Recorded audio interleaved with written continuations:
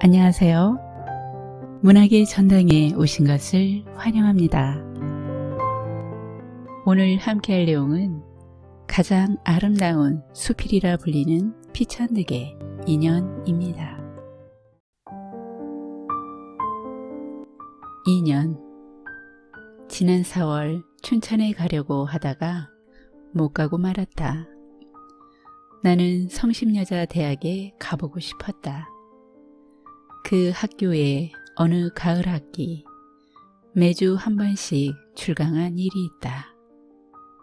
힘드는 출강을 한 학기 하게 된 것은 주수녀님과 김수녀님이 내 집에 오신 것에 대한 예의도 있었지만 나에게는 사연이 있었다.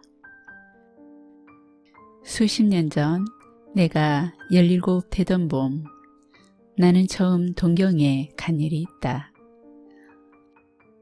어떤 분의 소개로 사회교육과 미우라 선생 댁에 유숙을 하게 되었다.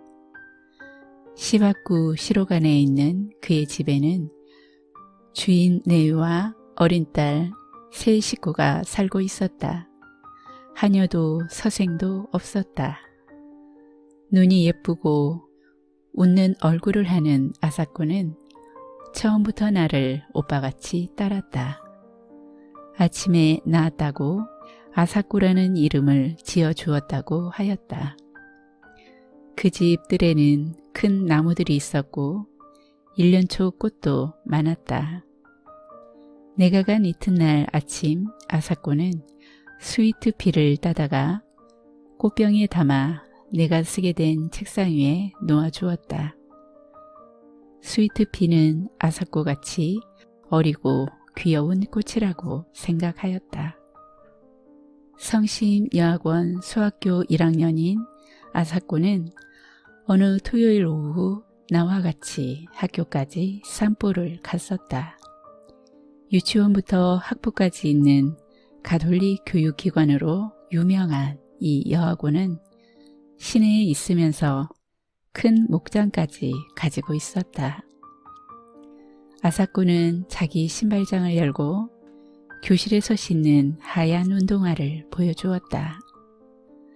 내가 동경을 떠나던 날 아침, 아사코는 내 목을 안고 내 뺨에 입을 맞추고 제가 쓰던 작은 손수건과 제가 끼던 작은 반지를 이별의 선물로 주었다.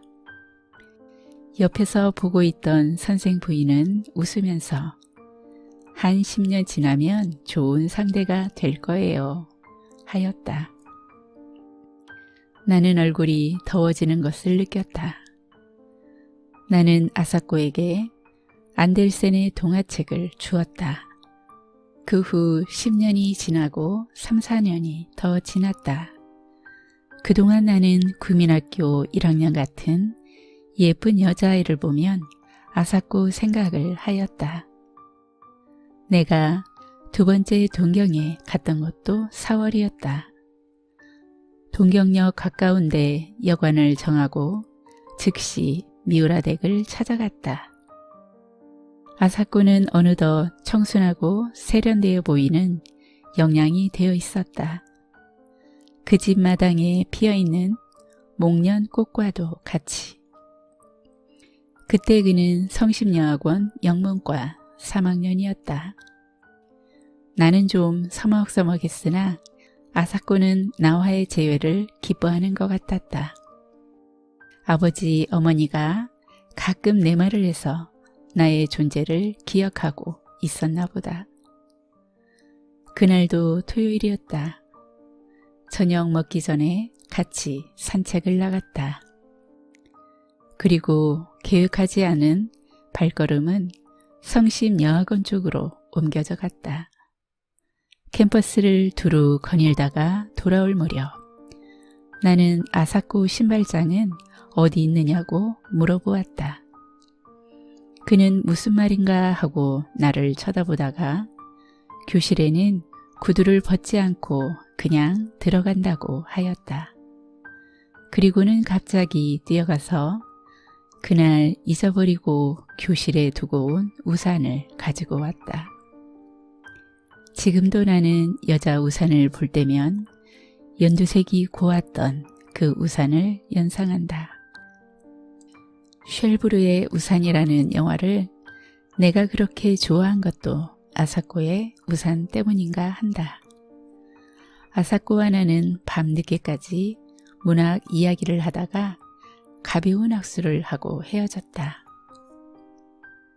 새로 출판된 버지니아 울프의 세월에 대해서도 이야기한 것 같다.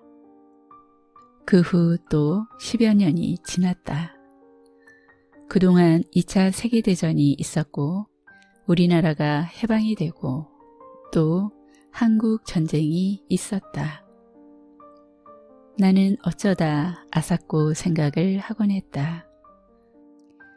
결혼은 하였을 것이요. 전쟁통에 어찌 되지는 않았나. 남편이 전사하지는 않았나 하고 별별 생각을 다하였다.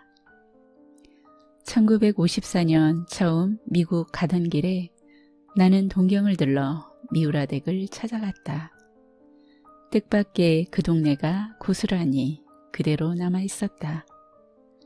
그리고 미우라 선생네는 아직도 그 집에서 살고 있었다. 선생 내외부는 흥분된 얼굴로 나를 맞이하였다. 그리고 한국이 독립이 돼서 무엇보다도 잘 됐다고 치하를 하였다. 아사코는 전쟁이 끝난 후 메가더 사령부에서 번역 일을 하고 있다가 거기서 만난 일본인 이세와 결혼을 하고 따로 나서 산다는 것이었다. 아사코가 전쟁 미망인이 되지 않은 것은 다행이었다. 그러나 이세와 결혼하였다는 것이 마음에 걸렸다. 만나고 싶다고 그랬더니 어머니가 아사코의 집으로 안내해 주었다. 뾰족 지붕에 뾰족 창문들이 있는 작은 집이었다. 20여 년 전 내가 아사코에게 준 동화책 겉장에 있는 집도 이런 집이었다. 아, 이쁜 집. 우리 이담에 이런 집에서 같이 살아요. 아사코의 어린 목소리가 지금도 들린다.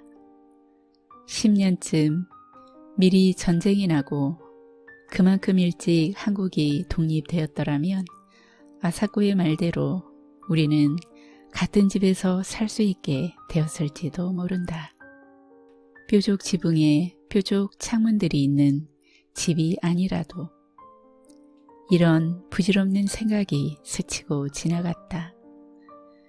그 집에 들어서자 마주친 것은 백합같이 시들어가는 아사코의 얼굴이었다. 세월이란 소설 이야기를 한 지 10년이 더 지났었다. 그러나 그는 아직 싱싱하여야 할 젊은 나이다. 남편은 내가 상상한 것과 같이 일본 사람도 아니고 미국 사람도 아닌 그리고 진주군 장교라는 것을 뽐내는 것 같은 사나이였다. 아사코와 나는 절을 몇 번씩 하고 악수도 없이 헤어졌다.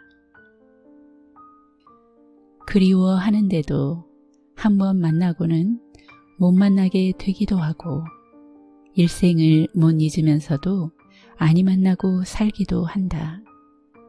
아사코와 나는 3번 만났다. 3번째는 아니 만났어야 좋았을 것이다. 오는 주말에는 춘천에 갔다 오려 한다. 소양강 가을 경치가 아름다울 것이다.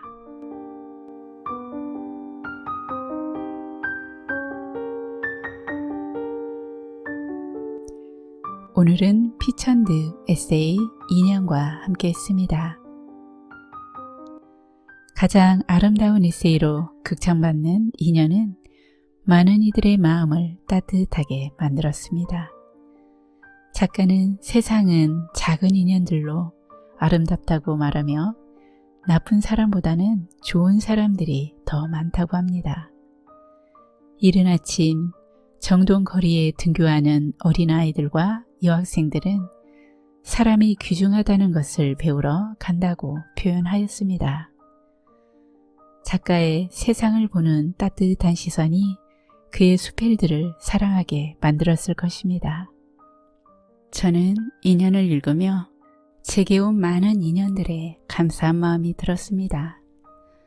저의 부족함에도 찾아주신 구독자님들께도 진심으로 감사드립니다. 여러분에게도 좋은 인연들로 가득하시길 기원합니다.